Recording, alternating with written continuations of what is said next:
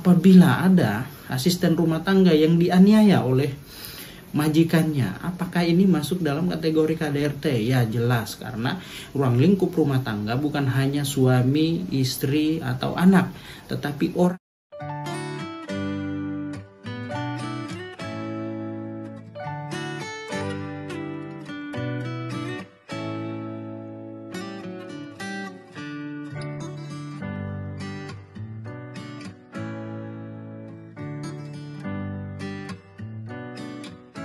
Assalamualaikum warahmatullahi wabarakatuh. Teman-teman, apa kabar semua? Sehat selalu. Jumpa lagi dengan saya di channel YouTube Isram Law. Teman-teman, segmen kali ini saya mau bahas mengenai KDRT, ya, kekerasan di dalam rumah tangga. Nah, jadi ini masih banyak masyarakat yang masih salah persepsi mengenai KDRT, ya. Nah, disangkanya KDRT itu hanya dalam bentuk kekerasan fisik saja, ya. Misalkan memukul, menampar, terus kemudian menendang, menjambak, dan lain-lain, ya. Memang itu termasuk salah satu KDRT, tapi masuk dalam kategori KDRT secara fisik, ya. Jadi ada beberapa macam KDRT. KDRT itu bukan hanya secara fisik saja, tetapi ada beberapa tindakan-tindakan yang memang itu juga termasuk KDRT, teman-teman, ya. Namanya kekerasan, ya, bukan hanya kekerasan fisik saja. Nah, tapi nanti saya jelaskan. Nah, jadi teman-teman, Bapak Ibu perlu ketahui nih, ya, ruang lingkup KDRT. Nah, jadi ruang lingkup KDRT itu bukan hanya suami, istri, anak, ya, tetapi semua atau setiap orang yang tinggal satu atap, satu ruangan, satu rumah dengan kita, maka itu adalah bagian dari keluarga atau orang-orang yang akan dilindungi atau diatur di dalam undang-undang KDRT. Misalkan, ya, ada mertua, ada adik ipar, ada kakak, ada siapa lagi tuh, ya, famili lain, ya, misalkan seperti asisten rumah tangga atau orang yang bekerja selama waktu tertentu dan memang tinggal menginap di dalam rumah kita, maka itu adalah orang-orang yang termasuk dalam ruang lingkup KDRT. Nah, itu, ya, teman-teman, ya. Nah, jadi ini saya mau jelaskan bahwa KDRT itu bukan hanya dalam bentuk fisik saja,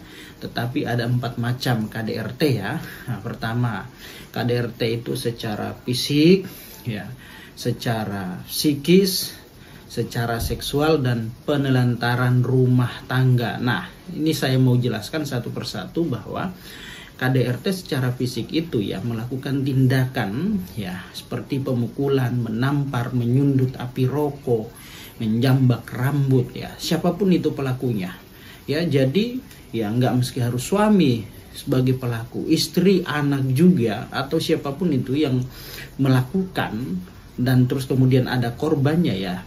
Korbannya itu berhak melakukan upaya atau melapor, ya, ke kantor polisi. Lalu kemudian kekerasan secara psikis. Misalkan, nah, ini yang sering terjadi di lingkungan keluarga yang memang kita tanpa sadari bahwasanya tindakan itu sudah masuk dalam KDRT. Misalkan memaki-maki, ya, memaki-maki, terus kemudian mencaci, meludahi, atau sekiranya ada kalimat kata-kata, ya, yang membuat seseorang menjadi sakit hati, ya, karena bicara tentang kekerasan psikis bukan fisik yang luka, tetapi batin, ya, batin atau perasaan yang sakit. Nah, itu masuk dalam KDRT. Nah, lalu kemudian ada kekerasan seksual. Apabila terjadi kekerasan seksual, pemaksaan atau pemerkosaan, ya, terus kemudian perbuatan asusila, tindakan asusila di dalam lingkup keluarga, maka itu bisa dilaporkan. Itu termasuk dalam kategori kekerasan seksual.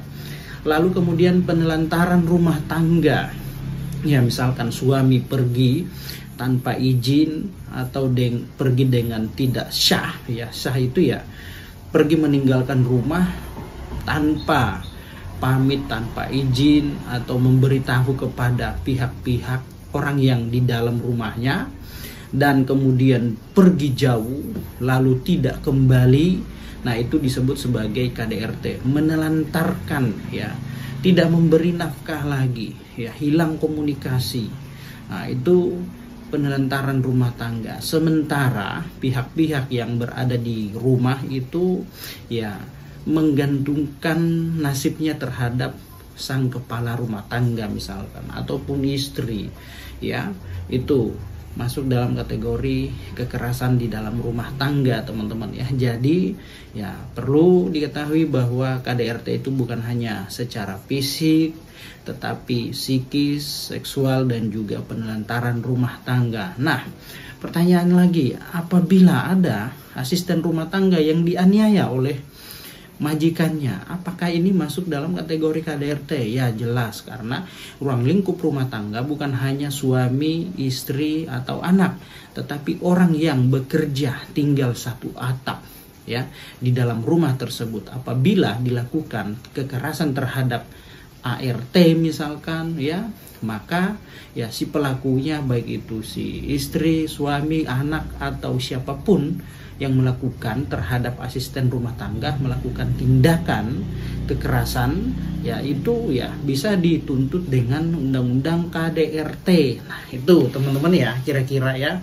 Jadi apa yang saya sampaikan ini hanya sekedar edukasi, dan mungkin apabila ada yang kurang ya bisa kita diskusikan di bawah, di dalam kolom komentar di bawah ini ya. Oke teman-teman, demikian informasi ini. Salam kiat.